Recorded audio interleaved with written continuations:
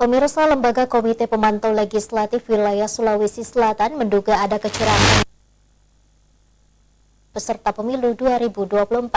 Hal tersebut diungkapkan Ketua Yayasan Kopel Sulsel Herman saat melakukan konferensi pers. Lembaga Komite Pemantau Legislatif Wilayah Sulawesi Selatan menduga ada kecurangan dalam hasil verifikasi parpol calon peserta pemilu 2024. Karenanya, menurut Kopel, banyak masyarakat yang meminta kembali dilakukannya verifikasi faktual partai politik.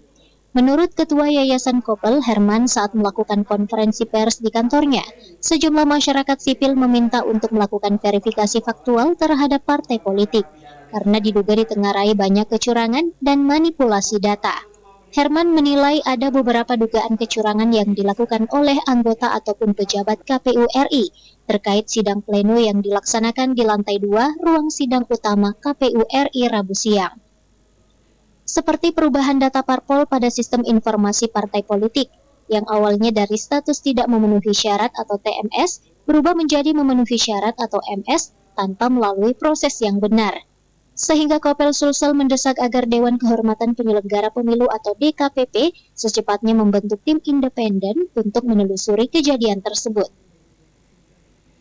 Beberapa tuntutan-tuntutan masyarakat sipil untuk verifikasi faktual partai politik ini itu ditengarai banyak kecurangan dan manipulasi data. Nah, Kopel menginginkan tuntutannya ke DKPP ini harus dilakukan membentuk tim independen untuk menelusuri ini karena sifatnya masif. Di beberapa daerah dan itu disertai dengan ancaman kepada penyelenggara khususnya KPU di kabupaten kota. Yang kedua, kita minta bahwa hasil-hasil verifikasi faktual data partai politik serta pemilu 2024 ini dilakukan uji forensik digital. Nah, itu yang kita harapkan DKPP mudah-mudahan bisa ditindaklanjuti. Selain itu, Kopel Sulsel juga mendesak DKPP untuk melakukan uji forensik digital hasil verifikasi faktual partai calon peserta pemilu 2024.